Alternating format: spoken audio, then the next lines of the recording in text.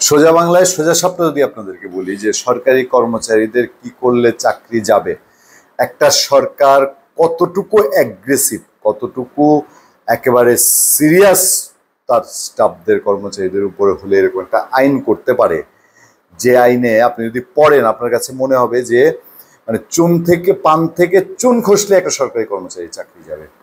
একেবারে যদি টুটা একদম নলের মতো সোজা হয়ে না থাকলে সরকার চাইলেই যে কারো চাকরি যাবে, এবং এটা নিয়ে আপনি টুটা শব্দ কোথাও করতে পারবেন না। এই সরকার আপনাকে চাইলে চাকরিতে রাখবে আর নাইলে রাখবে না। দেখেন যে অধ্যাদেশটা করা হয়েছে সেই অধ্যাদেশ অনুযায়ী আপনারা যে কোনো সহজভাবেই চিন্তা করলে পড়লেই বুঝতে পারবেন কি বলা হচ্ছে। সরকারি কর্মচারীদের আইন অনুযায়ী সবাই কর্মচারী, 4টি বিষয়ে অপরাধের আওতাভুক্ত করা হয়েছে। 4টি বিষয়ে কি কি অপরাধ দেখেন। সে অপরাধ হলো, সেগুলো হলো সরকারি কর্মচারী যদি এমন কোনো কাজে লিপ্ত হন যা অনানুগত্যের শামিল, মানে আনুগত্য বুঝায় না, বা যা অন্য যে কোনো সরকারি কর্মচারীর জন্য অনানুগত্য সৃষ্টি করে বা শৃঙ্খলা বিঘ্নিত করে, মানে যদি সংক্রামক করে কেউ, মানে অন্য একজন কলিগকে নিয়েও যদি অনানুগত্যের বিষয়ে কিছু বোঝা যায় যে অনুগত্য না সরকারের প্রতি, হ্যাঁ, শৃঙ্খলা বিঘ্নিত করে বা কর্তব্য সম্পাদনে বাধার সৃষ্টি করে, অন্যান্য কর্মচারীর সঙ্গে সমবেতভাবে বা এককভাবে ছুটি ছাড়া বা কোনো যুক্তিসঙ্গত কারণ ছাড়া নিজ কর্ম থেকে অনুপস্থিত থাকেন বা বিরত থাকেন বা কর্তব্য সম্পাদনে ব্যর্থ হন, কাজ করতে যদি ফেলও করে কেউ, অন্য যে কোনো কর্মচারীকে তার কর্ম থেকে অনুপস্থিত থাকতে বা বিরত থাকতে বা তার কর্তব্য পালন না করার জন্য উস্কানি দেন বা প্ররোচনা করেন, এবং যে কোনো সরকারি কর্মচারীকে তার কর্মে উপস্থিত হতে বা কর্তব্য সম্পাদনে বাধাগ্রস্ত করেন, তাহলে তিনি অসদাচরণের দায়ে দণ্ডিত হবেন।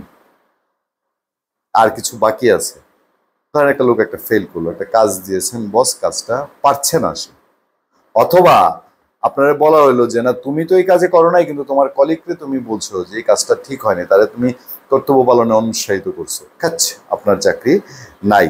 এসব অপরাধের শাস্তি হিসেবে বলা হয়েছিল দোষী কর্মচারীকে নিম্ন পদ বা নিম্ন বেতন গ্রেডে নামিয়ে দেয়া, চাকরি হতে অপসারণ বা চাকরি থেকে বরখাস্ত করার দণ্ড দেওয়া হবে। মানে যে কোনো সরকারের প্রতি অনুগত্য ছাড়া সরকারি কোনো কর্মচারী, সরকার যত অন্যায় আদেশেই দেখ, অন্যায় সিদ্ধান্ত নেক, নড়চড় করার উপায় নেই।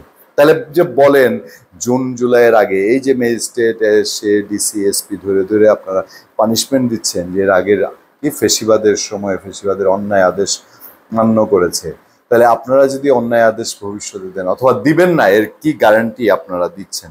এবং এই প্রেক্ষাপটে যে উদ্ভূত পরিস্থিতি তৈরি হয়েছে সেটা হচ্ছে সচিবালয় কর্মচারীদের আন্দোলনের মধ্যেই সরকারি চাকরি অধ্যাদেশ 2025 জারি করেছে সরকার। এই অধ্যাদেশ অনুমোদনের প্রতিবাদে সচিবালয়ের ভেতরে রোববার দ্বিতীয় দিনের মতো বিক্ষোভ মিছিল করেছে বিভিন্ন মন্ত্রণালয় বিভাগের কর্মচারীরা। তারা এই অধ্যাদেশকে নিবর্তনমূলক ও কালাকানুন আখ্যায়িত করে তা প্রত্যাহারের দাবি জানিয়েছে। তা না হওয়া পর্যন্ত আন্দোলন চালিয়ে যাওয়ার ঘোষণা দিয়েছে। একটা সাংঘাতিক রকম অস্থিতিশীল একটা মানে সচিবালয়ে এই সরকারের সময় এসে বারবারই এ ধরনের নানান সিচুয়েশন তৈরি হচ্ছে। আন্দোলনকারী কর্মচারীরা অধ্যাদেশ সংবিধানের সঙ্গে সাংঘর্ষিক আখ্যায়িত করে তা প্রত্যাহারের দাবি জানাচ্ছেন।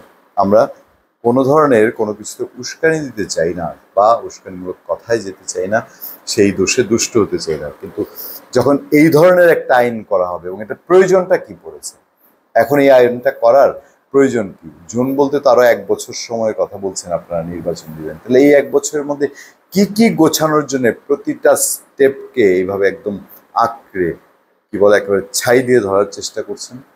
ধন্যবাদ সবাইকে, ভালো থাকবেন, সুস্থ থাকবেন। সত্য, করুণা এবং সহনশীলতার সাথে আপনাদের সাথে আমি আতিক রহমান, পূর্ণিয়া।